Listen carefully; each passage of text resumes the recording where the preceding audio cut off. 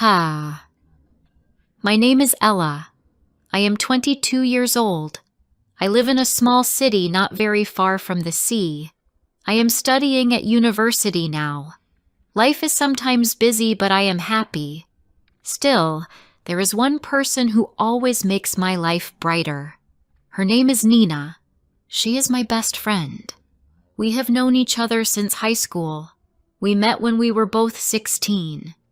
I still remember the first day we spoke. It was in the school library. I was looking for a book about physics. Nina was sitting at a table reading a book about art. She looked friendly, so I said hello. She smiled and asked if I liked school. From that moment, we started talking. We liked different subjects, but somehow we became close very fast. I was good at numbers, and she was good at words. We helped each other in many ways. When we had exams, we always studied together. I helped her with math and physics. She helped me with English and history. She explained things in simple ways.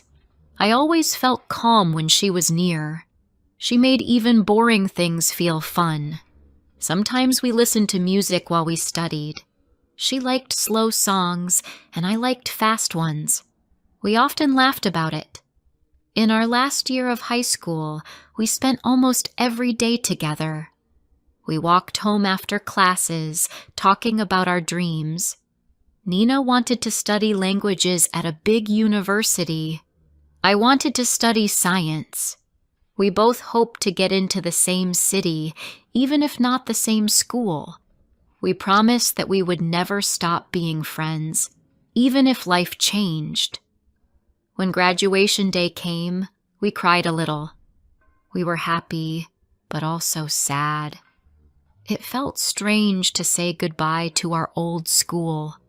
That summer was full of memories. We went to the park, took pictures, and talked about the future.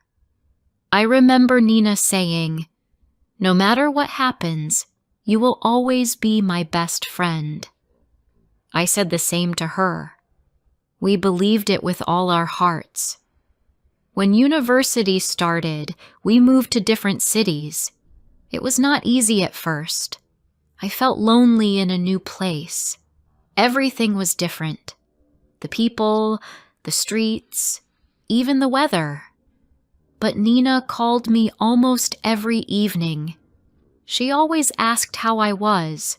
When I was tired from studying, she told funny stories to make me laugh. I did the same for her. Our friendship grew stronger with time.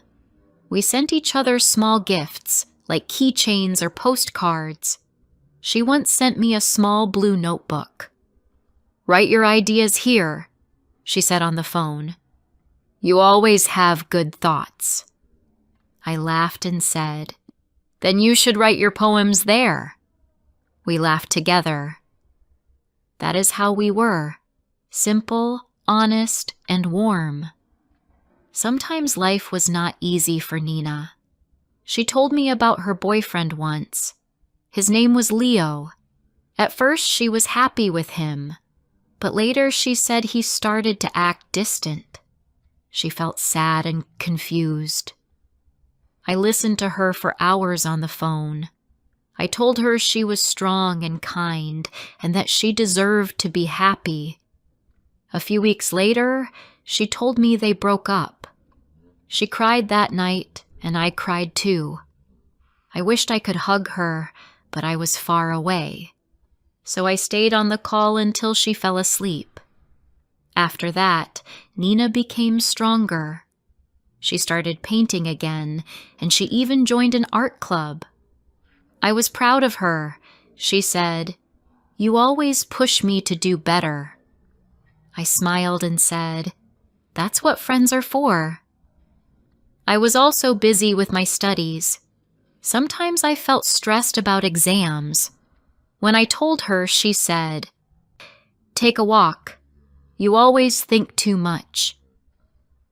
Her words always made me calm. One winter, I visited her city. It was the first time we saw each other after 1 year. When I got off the bus, she was waiting for me near the station. She ran to me and gave me a big hug. We both laughed and said, "You look the same." That weekend was full of small adventures. We walked in the park, went to a small cafe, and took many pictures. It felt like no time had passed at all. I remember sitting with her by the river that evening. The sky was pink and orange. We talked about how fast life was moving. Nina said, "Sometimes I'm scared we will grow apart." I said, "That will never happen." She looked at me and smiled. "You always say things that make me feel better." We sat there quietly for a long time, watching the water move slowly. When I returned to my city, I felt peaceful. I knew our friendship was real. Even distance could not change it. But as time went on, our lives started to get busier. We had less time to talk every day. I missed her, but I knew she was busy with her art classes and part-time work. I was also studying hard for my exams. Still, every weekend, one of us would call. Sometimes it was a short call, sometimes a long one. But we always found a way to talk. One evening, I received a message from Nina. It said, "I have news. Can we talk?" I called her right away. Her voice sounded happy and nervous at the same time. She told me she had applied to study abroad for 1 year. "That's amazing," I said. She laughed but sounded unsure. "I don't know if I should go," she said softly. "I don't want to leave everything here." I told her, "This is your dream. You must go. I will always be here." She was quiet for a moment and then said, "You always know what to say." A few weeks later, she called again and said she got accepted. I was so proud. She would be going to another country for a full year. I tried to sound strong, but when the call ended, I sat quietly. I felt happy for her, but also a little sad. I knew I would miss her. Before she left, she sent me a message. It said, "Thank you for being my best friend. Promise me you won't forget me." I smiled at my phone and wrote back, "Never." That night, I thought about everything we had shared. Our laughter, our tears, our dreams. I knew this was not the end of our story. Real friendship does not end when people move away. It only grows stronger. I went to sleep with that thought, feeling both proud and peaceful. And I didn't know it then. But the next part of our friendship would teach me even more about love, trust, and distance. Before I continue rest of the story, please like, subscribe, share, and tell me where you are listening from. Your support means a lot to me. Now let's continue. When Nina moved abroad, everything felt different. We were still close, but the time was not the same anymore. When it was morning for me, it was night for her. Sometimes she called when I was at school. Sometimes I called when she was asleep. Still, we tried our best to stay in touch. We sent each other pictures of daily life. She sent me photos of her new city, tall buildings, busy streets, and green parks. I sent her pictures of my small town and the quiet sea. In the beginning, Nina was very excited. She said everything was new and interesting. She had new friends from many countries. She told me about her teachers and classmates. I liked hearing her stories. Her English became much better. She even sent me voice messages just to make me laugh. She sounded happy, and I was happy for her. But after a few months, I started to feel that her voice sounded different. It was softer, slower, and sometimes sad. One evening she called me. I could tell she was not okay.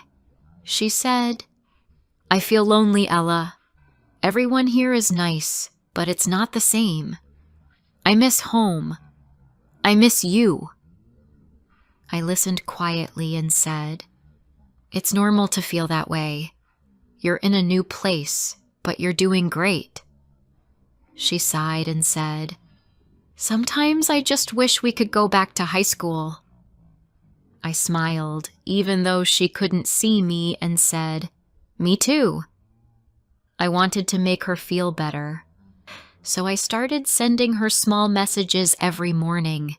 Just a few words like, "Good luck today," or "You can do it." She said those messages made her smile. Sometimes she sent me pictures of her meals or the view from her window. Even small things made us feel close again. During that year, I also learned many things about myself. I had more classes, more projects, and less time to rest. But whenever something hard happened, I thought of Nina. I remembered how she always told me to stay calm and keep trying. That helped me more than she knew.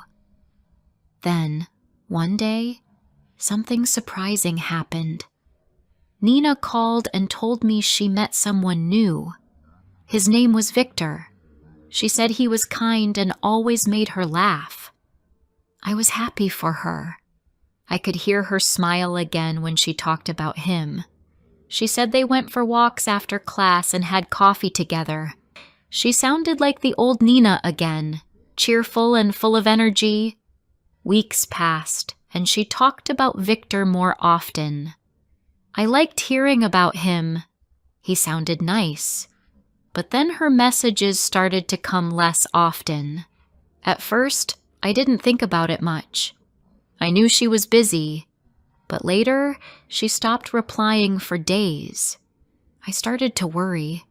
When she finally called, she sounded tired. "I'm sorry, Ella," she said softly. "I've been busy with Victor. He's nice, but also confusing. Sometimes he's sweet and other times he's cold. I don't understand him." I listened carefully and said, "Maybe he's just stressed. Talk to him. Tell him how you feel." She said she tried, but it didn't help. I could hear sadness in her voice.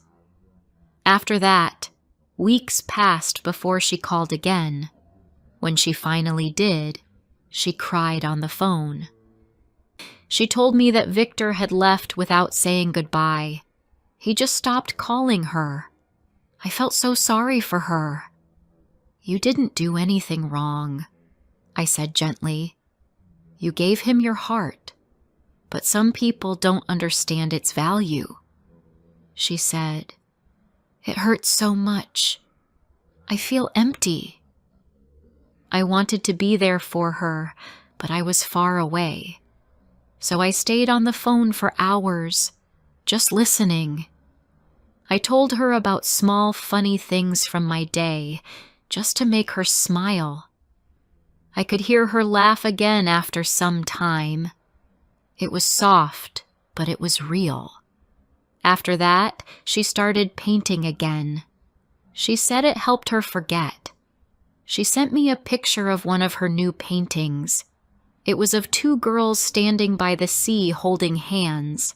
She said, "This is us." I smiled and said, "It's beautiful." She said, "You always believed in me, even when I didn't." Time moved fast after that. Soon, her year abroad came to an end. Before she came home, she sent me one last message from that country. It said, "You are my home, Ella. I can't wait to see you." I cried when I read it. A few days later, I went to the airport to meet her. I held a small flower in my hand, waiting at the exit gate. When I saw her walking out, I almost ran to her. She looked tired but happy. We hugged tightly. She said, "Finally," and laughed.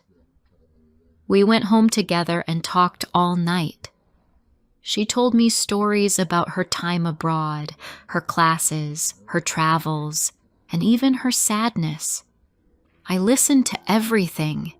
It felt like old times again. She said, "You were right, Ella. Real friends stay, no matter what." After that, she moved to a small apartment near the city center. I visited her often. Sometimes she came to my place too. We studied together again like before, though in a different way now. Life felt peaceful and full again. But slowly, things began to change. Nina found a new job in a small art studio. It made her happy, but also very busy. I was proud of her, yet I missed her. We didn't talk every day anymore. I understood, but I still felt a little lonely. Sometimes I wanted to tell her about my days, my classes, or small problems, but she was often busy or tired. One evening I called her and she didn't answer. Hours passed and she didn't reply. The next day she sent a short message. "Sorry, I fell asleep early. Long day." I replied with a smile, "No problem." But I felt a little sad. Weeks passed, and I started to see her less often. When we met, she was always kind, but also distracted. Once, she talked a lot about her new friends at work. I smiled, but deep down, I felt like something was changing. That night, when I came home, I looked at the picture she painted, the one with 2 girls by the sea. It was still on my wall. I stared at it for a long time. I told myself that true friendship doesn't end. People just grow, but love stays. Still, I couldn't stop thinking. Was our friendship the same as before? Or was it slowly becoming something different? I didn't want to lose her, but I also didn't want to hold her back. She was happy with her new life, and that made me proud, even if it hurt a little. One day, I decided to write her a message. I didn't say much, just, "I'm proud of you. You're doing great. I'm always here." She replied a few hours later, "Thank you, Ella. You don't know how much that means to me." When I read her words, I smiled. I realized then that true friendship doesn't need to be loud or constant. It just needs to be real. Even if life changes, the bond stays. That night, I went to sleep feeling calm. I knew that our story was not ending. It was only changing. And maybe that was okay. Months passed, and life became busy for both of us. I finished my last year at university and started working as a teaching assistant. Nina's work at the art studio grew fast. People loved her paintings, and soon her name appeared in small art magazines. Every time I saw her success, I felt proud. She had worked so hard to reach that point. Sometimes we met on weekends for coffee or a walk in the park. It felt good to talk and laugh again, but sometimes she had to cancel because of work. I understood, but I always missed her. I never told her that. because I didn't want her to feel bad. I only said, "It's okay. We'll meet next time." One rainy afternoon, I sat by my window reading. My phone rang. It was Nina. Her voice sounded tired and sad. "Can I come over?" she asked softly. "Of course," I said. "I'll make tea." She arrived a little later, wearing her big gray coat. When I saw her face, I could tell something was wrong. She sat down quietly and looked at her hands. "What happened?" I asked. She took a deep breath. "The studio is closing," she said. "The owner is moving away. I don't know what to do next." I was surprised. "But your work is amazing," I said. "You can find another place." She shook her head. "It's not easy. I feel lost again." I made her a cup of tea. We sat in silence for a while. Then I said, "You remember when you were abroad and you felt lost too? You didn't give up then. You won't give up now." She looked at me and smiled softly. "You always say the right words," she whispered. I smiled back. "Because I know you," I said. That night we talked for hours. She told me how scared she was to start again. I reminded her how strong she had always been. By the time she left, she looked a little lighter. Before she went out the door, she hugged me tightly and said, "I'm so lucky to have you." I felt warm inside. A few days later, she called with news. "Ella, guess what? I'm going to open my own small studio." I was so happy. "That's amazing," I said. "See? You found your way again." She laughed. "Only because you reminded me to try." Months passed, and her new studio started to grow. She painted every day and even began teaching art to children. I visited sometimes, and seeing her surrounded by colors and laughter made me proud. She looked truly happy again. One afternoon, I was helping her arrange paintings on the wall. She said, "You know, I think about our high school days sometimes. We were so young, but you always supported me." I laughed. "And you always helped me with English. Maybe that's why I can talk so much now." We both laughed until our eyes watered. It felt like nothing had ever changed. But life always moves. A few months later, I got a new job offer in another city. It was a big chance for me, but it also meant moving away again. I told Nina the news one evening when we were sitting in her studio. She stopped painting and looked at me quietly. "So, you're leaving?" she asked. I nodded slowly. "Yes, it's a good job, but I'll miss you." She smiled sadly. "You should go." "You've always wanted this." I said, "I'll come back often." She said, "I know, but it will be different." I didn't know what to say. We both looked at the painting in front of us. Two girls standing together by the sea. On my last night in the city, she came to my apartment with a small box. Inside was a tiny silver bracelet with two small charms, one with a sun, one with a moon. She said, "You are the sun, and I am the moon. We don't always see each other, but we are always there." I smiled and said, "That's beautiful." She helped me put it on, and we hugged for a long time. When I moved to the new city, I missed her every day at first. But slowly, life became busy again. We texted when we could. Sometimes she called, sometimes I did. Even when we didn't talk much, I always wore the bracelet. It reminded me that friendship doesn't disappear. It just changes with time. 1 year later, I visited her again. Her studio had grown so much. There were more students, more paintings, and more color than ever.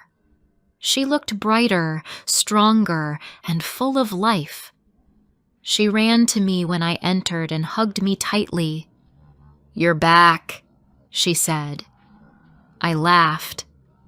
"I told you I would come." That evening, we walked by the river, just like before. The sky was orange and pink. The wind was cool. We talked about everything: work, family, and memories. She said, "Do you ever think about the day we met in the library?" I said, "Yes. It feels like yesterday." She smiled. "You were looking for a physics book, and I was reading about art. I didn't know that day would change my life." I looked at her and said, "Mine too." We stayed quiet for a while, watching the water move. Then she said, "We're so different, but somehow we always understand each other." I nodded. "That's why we're best friends." When I left her city again, I didn't feel sad this time. I felt peaceful. I knew our friendship didn't depend on distance or time. It lived inside both of us. Sometimes people change, but real friendship stays. It waits quietly, even when life gets busy. It listens, forgives, and always comes back stronger. Nina and I proved that. We learned that love is not only for romance. Love also lives in friendship, the kind that helps you grow, cry, and start again. Now when I sit by the window at night, I look at the bracelet on my wrist. The moon charm shines softly. I smile and whisper, "Thank you, Nina." I know she might be somewhere painting under the same sky, thinking of me too. And that is enough. Our friendship will never fade. It will always live quietly in our hearts, warm, kind, and true.